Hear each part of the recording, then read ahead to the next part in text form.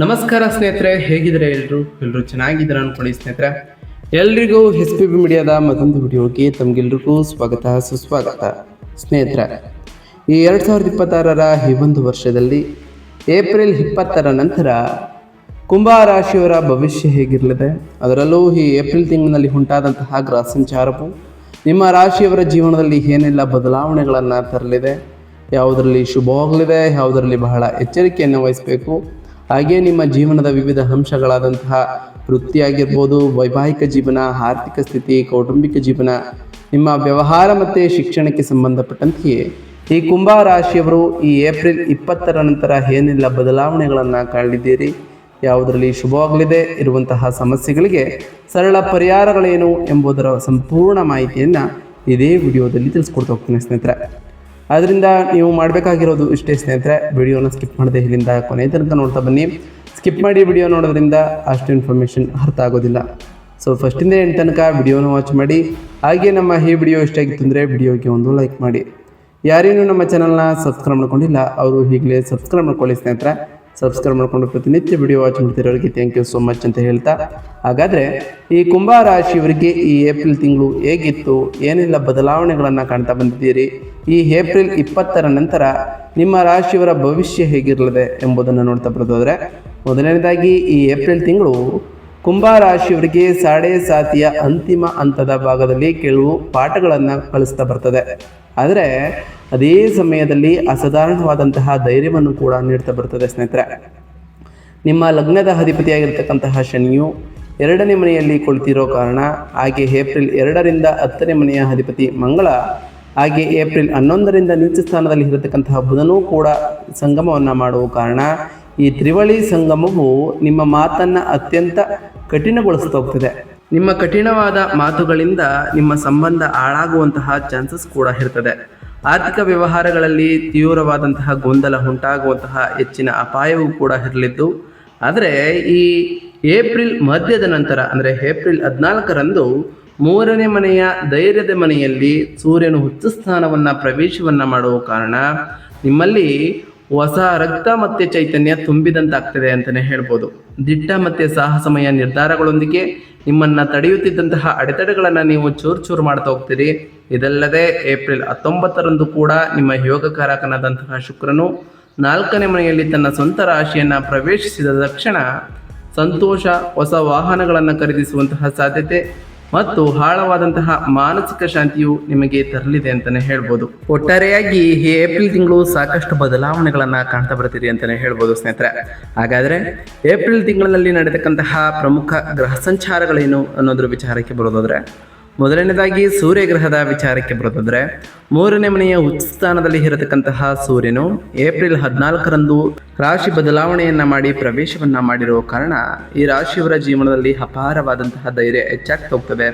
ಸಂವಹನದ ಮೂಲಕ ವ್ಯಾಪಾರ ಬೆಳವಣಿಗೆಯನ್ನು ಕೂಡ ಕಾಣ್ತಾ ಬರ್ತೀರಿ. ಒಡಹುಟ್ಟಿದವರ ಬೆಂಬಲವೂ ಕೂಡ ಈ ರಾಶಿಯವರಿಗೆ ಸಿಗಲಿದೆ. ಇನ್ನು ಶುಕ್ರ ಗ್ರಹದ ವಿಚಾರಕ್ಕೆ ಬರೋದಾದರೆ, 4ನೇ ಮನೆಯ ಸ್ವಕ್ಷೇತ್ರದಲ್ಲಿ ಇರತಕ್ಕಂತಹ ಶುಕ್ರನು ಏಪ್ರಿಲ್ 19ರಂದು ರಾಶಿ ಬದಲಾವಣೆಯನ್ನು ಮಾಡಿ ಪ್ರವೇಶವನ್ನು ಮಾಡಿರತಕ್ಕಂಥದ್ದು ಹೊಸ ಮನೆ, ವಾಹನ ಖರೀದಿ, ತಾಯಿ ಸಂತೋಷ ಹಾಗೆ ಅದೃಷ್ಟಗಳನ್ನು ಹೆಚ್ಚಿಸಲಿದ್ದು ನಿಮ್ಮ ಜೀವನದಲ್ಲಿ ಆನಂದ ಇನ್ನಷ್ಟು ಹೆಚ್ಚಾಗ್ತಾ ಹೋಗ್ತದೆ ಅಂತಲೇ ಹೇಳ್ಬೋದು. ಇನ್ನು ಗುರು ಗ್ರಹದ ವಿಚಾರಕ್ಕೆ ಬರೋದಾದರೆ, 5ನೇ ಮನೆಯ ಮಿಥುನ ರಾಶಿಯಲ್ಲಿ ಇರತಕ್ಕಂತಹ ಗುರು ಸಾಕಷ್ಟು ಬದಲಾವಣೆಗಳನ್ನು ನಿಮ್ಮ ಜೀವನದಲ್ಲಿ ತರಲಿದ್ದು ಮಕ್ಕಳ ಪ್ರಗತಿ ಹೆಚ್ಚಾಗ್ತಾ ಹೋಗ್ತದೆ. ಷೇರುಗಳ ಮೂಲಕ ಲಾಭಗಳು ಕೂಡ ಹೆಚ್ಚಾಗಲಿದ್ದು ಬೌದ್ಧಿಕ ಬೆಳವಣಿಗೆಯ ಜೊತೆಗೆ ನಿಮ್ಮಲ್ಲಿ ಭಕ್ತಿಯೂ ಕೂಡ ಹೆಚ್ಚಾಗಲಿದೆ ಅಂತಲೇ ಹೇಳ್ಬೋದು. ಹಾಗಾದರೆ ಈ ರಾಶಿಯವರಿಗೆ ಈ ಏಪ್ರಿಲ್ 19ರ ನಂತರ ಅಂದರೆ ಈ ಏಪ್ರಿಲ್ 20ರ ನಂತರವೂ ಕೂಡ ಕೆರಿಯರ್ ವಿಚಾರದಲ್ಲಿ ಏನೆಲ್ಲ ಬದಲಾವಣೆಗಳನ್ನು ಕಾಣಲಿದ್ದೀರಿ ಅಂತ ನೋಡ್ತಾ ಬರೋದಾದರೆ, ಏಪ್ರಿಲ್ 14ರಂದಿಗೆ ಸೂರ್ಯನು 3ನೇ ಮನೆಯಲ್ಲಿ ಉಚ್ಚ ಸ್ಥಾನವನ್ನು ತಲುಪಿದಾಗ ವಾತಾವರಣವು ಸಂಪೂರ್ಣವಾಗಿ ಬದಲಾಗ್ತಾ ಬರ್ತದೆ. ನೀವು ತೆಗೆದುಕೊಳ್ಳುವಂತಹ ದಿಟ್ಟ ಮತ್ತು ಧೈರ್ಯಶಾಲಿ ನಿರ್ಧಾರಗಳು ಕೆಲಸದಲ್ಲಿ ನಿಮ್ಮ ನಾಕ್ಷತ್ರಿಕ ಖ್ಯಾತಿಯನ್ನು ತಂದುಕೊಡಲಿದ್ದು ನಿಮ್ಮ ಪ್ರಸ್ತುತಿ ಮತ್ತು ಸಂವಹನ ಕೌಶಲ್ಯಗಳು ಅದ್ಭುತವಾಗಿ ಕಾರ್ಯವನ್ನು ನಿರ್ವಹಿಸ್ತಾ ಹೋಗ್ತವೆ. 5ನೇ ಮನೆಯಲ್ಲಿರ್ತಕ್ಕಂತಹ ಗುರುವಿನ ಕೃಪೆಯಿಂದ ನಿಮ್ಮ ನವೀನ ಐಡಿಯಾಗಳು ಕೂಡ ಆಡಳಿತ ಮಂಡಳಿಯಲ್ಲಿ ಹೆಚ್ಚು ಮೆಚ್ಕೊಳ್ತಾ ಹೋಗ್ತಾರೆ ಅಂತಲೇ ಹೇಳ್ಬೋದು. ಇದರಿಂದ ಸಾಕಷ್ಟು ಬದಲಾವಣೆಗಳನ್ನು ಕೂಡ ಕಾಣ್ತಾ ಬರ್ತೀರಿ. ಅದರಲ್ಲೂ ಏಪ್ರಿಲ್ 19ರಂದೆಯೇ ಶುಕ್ರನು ಕೂಡ ಪ್ರವೇಶವನ್ನು ಮಾಡುವ ಕಾರಣ ನಿಮ್ಮ ಜೀವನದಲ್ಲಿ ಶುಕ್ರನ ಅನುಗ್ರಹವೂ ಕೂಡ ಸಿಗಲಿದೆ. ಇದರಿಂದ ಹೆಚ್ಚಿನ ಧನ ಲಾಭವನ್ನು ಕೂಡ ಕಾಣ್ತಾ ಬರ್ತೀರಿ. ಇನ್ನು ವ್ಯಾಪಾರ ಮತ್ತು ಸ್ವಯಂ ಉದ್ಯೋಗದ ವಿಚಾರಕ್ಕೆ ಬರೋದಾದರೆ ಈ 2ನೇ ವಾರದಲ್ಲಿ ಅಂದರೆ ಏಪ್ರಿಲ್ 14ರಂದು ಸೂರ್ಯನು ರಾಶಿ ಬದಲಾವಣೆಯನ್ನು ಮಾಡಿರೋ ಕಾರಣ ವ್ಯಾಪಾರ ಮಾಲೀಕರಿಗೆ ಸಾಕಷ್ಟು ಬದಲಾವಣೆಗಳನ್ನು ಕಾಣ್ತಾ ಬರ್ತೀರಿ. ವ್ಯಾಪಾರ ವಿಸ್ತರಣೆಗೆ ಸುವರ್ಣಾವಕಾಶಗಳು ಕೂಡಿರಲಿದೆ. ವಿಶೇಷವಾಗಿ ಮಾರ್ಕೆಟಿಂಗ್, ಡಿಜಿಟಲ್ ಮೀಡಿಯಾ, ಏಜೆನ್ಸಿ ಅಥವಾ ಪ್ರಯಾಣ ಸಂಬಂಧಪಟ್ಟಂತಹ ವ್ಯವಹಾರಗಳಲ್ಲಿ ಇರುವವರು ಕಣ್ಣು ಕೋರೈಸುವಂತಹ ಲಾಭಗಳನ್ನು ಪಡೆದುಕೊಳ್ತಾ ಹೋಗ್ತೀರಿ. 7ನೇ ಮನೆಯಲ್ಲಿ ಕೇತುವಿನ ಸಂಚಾರವೂ ಕೂಡ ಇರೋದರಿಂದ ನಿಮ್ಮ ವ್ಯಾಪಾರ ಪಾಲುದಾರರೊಂದಿಗೆ ಸಂವಹನಾಂತರ ಅಥವಾ ತಪ್ಪು ಗ್ರಹಿಕೆಗಳು ಉಂಟಾಗಬಹುದು. ಕುರುಡರಾಗಿ ಅವರ ಮೇಲೆ ಅವಲಂಬಿತರಾಗುವ ಬದಲು ನಿಮ್ಮ ಸ್ವಂತ ನಿರ್ಧಾರಗಳನ್ನು ನೀವು ತೆಗೆದುಕೊಳ್ಳುವುದು ಬಹಳ ಉತ್ತಮ ಅಂತಲೇ ಹೇಳ್ಬೋದು. ಏಪ್ರಿಲ್ 19ರ ನಂತರ ಯೋಗಕಾರಕನಾದಂತಹ ಶುಕ್ರನು ತನ್ನ ಸ್ವಂತ ರಾಶಿಯನ್ನು ಪ್ರವೇಶಿಸುವುದು ರಿಯಲ್ ಎಸ್ಟೇಟ್ ಮತ್ತು ಆಟೋಮೊಬೈಲ್ ವಲಯಗಳಲ್ಲಿರುವವರಿಗೆ ಅಸಾಧಾರಣವಾಗಿ ಪ್ರಯೋಜನವನ್ನು ತರಲಿದೆ ಅಂತಲೇ ಹೇಳ್ಬೋದು. ಇನ್ನು ಹಣಕಾಸು ಮತ್ತು ಸಂಪತ್ತಿನ ವಿಚಾರಕ್ಕೆ ಬರೋದಾದರೆ ಹಣಕಾಸಿನ ವಿಚಾರದಲ್ಲಿ ನಿಮ್ಮ 2ನೇ ಮನೆಯ ಧನಸ್ಥಾನದಲ್ಲಿ ಗ್ರಹಗಳ ಸಂಚಾರ ಇರುವ ಕಾರಣ ಸಾಕಷ್ಟು ಬದಲಾವಣೆಗಳನ್ನು ಈ 15 ದಿನಗಳಲ್ಲಿ ಕಂಡಿರ್ತೀರಿ. ನಿಮ್ಮ 5ನೇ ಪೂರ್ವ ಪುಣ್ಯ ಸ್ಥಾನದಲ್ಲಿ ಬಲವಾಗಿ ಕುಳಿತಿರ್ತಕ್ಕಂತಹ ಗುರು ಒಂದು ದೊಡ್ಡ ಆಶೀರ್ವಾದವನ್ನು ಈ 15 ದಿನ ಕೊನೆಯ ವಾರಗಳಂದು ಕೊಡಲಿದ್ದಾನೆ. ಇಂದಿನ ಹೂಡಿಕೆಗಳು, ಶೇರ್ ಮಾರ್ಕೆಟ್ ಅದ್ಭುತ ಆದಾಯವನ್ನು ಈ ಟೈಮ್ನಲ್ಲಿ ನಿಮಗೆ ನೀಡ್ತಾ ಬರ್ತದೆ. ಕಷ್ಟದ ಸಮಯದಲ್ಲಿ ನೀವು ಸ್ನೇಹಿತರಿಂದ ಸಹಾಯವನ್ನು ಈ ಟೈಮ್ನಲ್ಲಿ ಪಡೆದುಕೊಳ್ಳಲಿದ್ದು, ಏಪ್ರಿಲ್ 19ರ ನಂತರ ಶುಕ್ರನ ಬಲವು ನಿಮಗೆ ಸಿಗಲಿದ್ದು ಮನೆ ಅಥವಾ ವಾಹನ ಸಾಲಗಳು ನಿಮಗೆ ಮಂಜೂರಾತಿ ಆಗ್ತಾ ಹೋಗ್ತವೆ ಅಂತಲೇ ಹೇಳ್ಬೋದು. ಇದರಿಂದ ಸಾಕಷ್ಟು ಬದಲಾವಣೆಗಳನ್ನು ನಿಮ್ಮ ಜೀವನದಲ್ಲಿ ಕಾಣ್ತಾ ಬರ್ತೀರಿ. ಹಾಗೆ ಆರ್ಥಿಕ ಧನ ಲಾಭವೂ ಕೂಡ ಪ್ರಾಪ್ತಿಯಾಗಲಿದೆ ಅಂತಲೇ ಹೇಳ್ಬೋದು ಸ್ನೇಹಿತರೆ. ಇನ್ನು ನಿಮ್ಮ ಆರೋಗ್ಯದ ವಿಚಾರಕ್ಕೆ ಬರೋದಾದರೆ ನಿಮ್ಮ ಲಗ್ನದಲ್ಲಿ ರಾಹುವಿನ ಸಂಚಾರ ಮಾನಸಿಕ ಆತಂಕವನ್ನು ಈ ಹಿಂದೆ ನಿಮಗೆ ಉಂಟು ಮಾಡಿರ್ಬೋದು. ಆದರೆ ಈ ಏಪ್ರಿಲ್ 14ರಂದು ಸೂರ್ಯನು 3ನೇ ಮನೆಯನ್ನು ಪ್ರಬಲವಾಗಿ ಶಕ್ತಿಯನ್ನು ಪಡೆದುಕೊಂಡ ನಂತರ ನಿಮ್ಮ ಎಲ್ಲ ಆಂತರಿಕ ಭಯಗಳು ಮಾಯವಾಗ್ತಾ ಬರ್ತದೆ. ನೀವು ಯಾವುದೇ ಕಾಯಿಲೆಗಳನ್ನು ಧೈರ್ಯದಿಂದ ಎದುರಿಸ್ತಾ ಹೋಗ್ತೀರಿ. ಅದರಲ್ಲೂ ಈ ಏಪ್ರಿಲ್ 19ರ ನಂತರ 4ನೇ ಮನೆಯಲ್ಲಿ ಶುಕ್ರನ ಪ್ರವೇಶವೂ ಕೂಡ ಆಗಿರುವುದರಿಂದ ಈ ಏಪ್ರಿಲ್ 20ರ ನಂತರ ನಿಮಗೆ ಶಾಂತಿಯುತವಾದಂತಹ ನಿದ್ರೆ ದೊರಕಲಿದೆ. ಮಾನಸಿಕ ಪುನರ್ಜೀವನವನ್ನು ನೀವು ಕಾಣ್ತಾ ಬರ್ತೀರಿ ಅಂತಲೇ ಹೇಳ್ಬೋದು. ಇನ್ನು ಕುಟುಂಬದ ವಿಚಾರಕ್ಕೆ ಬರೋದಾದರೆ ಕೌಟುಂಬಿಕ ವಿಚಾರದಲ್ಲೂ ಕೂಡ ಸಾಕಷ್ಟು ಬದಲಾವಣೆಗಳನ್ನು ಕಾಣುವಂತಹ ತಿಂಗಳು ಅಂತಲೇ ಹೇಳ್ಬೋದು. ಈ ಮೊದಲ 3 ವಾರಗಳಲ್ಲಿ ನಿಮ್ಮ ಮಾತುಗಳನ್ನು ಕಟ್ಟುನಿಟ್ಟಾಗಿ ನಿಯಂತ್ರಣದಲ್ಲಿ ಇಟ್ಟುಕೊಳ್ಳುವುದು ಸಂಪೂರ್ಣವಾಗಿ ಅಗತ್ಯವಾಗಿತ್ತು. ಆದರೆ 4ನೇ ಮನೆಯ ಕೌಟುಂಬಿಕ ಸುಖದ ಅಧಿಪತಿಯಾಗಿರ್ತಕ್ಕಂತಹ ಶುಕ್ರನು ಏಪ್ರಿಲ್ 19ರಂದು ತನ್ನ ಸ್ವಂತ ರಾಶಿಗೆ ಮರಳುವುದು ನಿಮ್ಮ ಮನೆಯ ವಾತಾವರಣವನ್ನು ಸಂಪೂರ್ಣವಾಗಿ ಪರಿವರ್ತಿಸ್ತಾ ಬರ್ತದೆ. ಇಂದಿನ ಎಲ್ಲ ಜಗಳಗಳು ಕೂಡ ಕಡಿಮೆ ಆಗಲಿದೆ. ಮನೆಯ ಶಾಂತಿ ಮತ್ತು ಸಂತೋಷವು ಮರಳಿ ಬರಲಿದೆ ಅಂತಲೇ ಹೇಳ್ಬೋದು. 5ನೇ ಮನೆಯಲ್ಲಿರತಕ್ಕಂತಹ ಗುರುವಿನ ಅನುಗ್ರಹವೂ ಕೂಡ ಈ ರಾಶಿಯವರಿಗೆ ಸಿಗಲಿದೆ. ನಿಮ್ಮ ಮಕ್ಕಳು ಅಭಿವೃದ್ಧಿಯನ್ನು ಹೊಂದ್ತಾ ಬರ್ತಾರೆ. ಹಾಗೆ ಅವರ ನಡವಳಿಕೆಯು ನಿಮಗೆ ಹೆಚ್ಚಿನ ಹೆಮ್ಮೆಯ ದೊಡ್ಡ ಮೂಲವಾಗ್ತಾ ಹೋಗ್ತದೆ ಅಂತಲೇ ಹೇಳ್ಬೋದು ಸ್ನೇಹಿತರೆ. ಇದರಿಂದ ಸಾಕಷ್ಟು ಬದಲಾವಣೆಗಳನ್ನು ಈ ರಾಶಿಯವರು ಕಾಣ್ತಾ ಬರ್ತೀರಿ. ಇನ್ನು ಈ ರಾಶಿಯವರ ಶಿಕ್ಷಣದ ವಿಚಾರಕ್ಕೆ ಬರೋದಾದರೆ ಶಿಕ್ಷಣದ ವಿಚಾರದಲ್ಲಿ 5ನೇ ಮನೆಯಲ್ಲಿ ಗುರು ಇರುವ ಕಾರಣ ವಿದ್ಯಾರ್ಥಿಗಳಿಗೆ, ವಿಶೇಷವಾಗಿ ಉನ್ನತ ಶಿಕ್ಷಣವನ್ನು ಅನುಸರಿಸ್ತಿರೋರಿಗೆ ಅದ್ಭುತವಾದಂತಹ ಅವಕಾಶಗಳು ಕೂಡಿ ಬರ್ತದೆ. 5ನೇ ಮನೆಯ ಅಧಿಪತಿ ಬುಧ 2ನೇ ಮನೆಯಲ್ಲಿ ನೀಚ ಸ್ಥಾನದಲ್ಲಿ ಇರುವುದರಿಂದ ಮೌಖಿಕ ಪರೀಕ್ಷೆಗಳ ಸಮಯದಲ್ಲಿ ನೀವು ತಡವಹಿಸ್ಬೋದು. ಆದರೆ ಏಪ್ರಿಲ್ 14ರಂದು ಸೂರ್ಯನು ನಿಮಗೆ ಬಲವನ್ನು ಪಡೆದ ನಂತರ ನಿಮ್ಮ ಪ್ರಸ್ತುತಿ ಕೌಶಲ್ಯಗಳು ಗಮನಾರ್ಹವಾಗಿ ಸುಧಾರಿಸ್ತಾ ಬರ್ತದೆ. ಮತ್ತು ನಿಮ್ಮ ಸ್ಪರ್ಧಾತ್ಮಕ ಪರೀಕ್ಷೆಗಳಲ್ಲಿ ಸುಲಭವಾಗಿ ಯಶಸ್ಸನ್ನು ಕಾಣ್ತಾ ಬರ್ತೀರಿ. ಅದರಲ್ಲೂ ಶುಕ್ರನ ಸಂಚಾರವೂ ಕೂಡ ಇದೇ ಏಪ್ರಿಲ್ 19ರಂದು ಉಂಟಾಗುವ ಕಾರಣ ಈ ಏಪ್ರಿಲ್ 20ರ ನಂತರವೂ ಕೂಡ ಉತ್ತಮವಾದಂತಹ ಫಲಿತಾಂಶಗಳನ್ನು ಈ ರಾಶಿಯ ವಿದ್ಯಾರ್ಥಿಗಳು ಎಕ್ಸ್ಪೆಕ್ಟ್ ಮಾಡ್ಬೋದು ಅಂತಲೇ ಹೇಳ್ಬೋದು ಸ್ನೇಹಿತರೆ.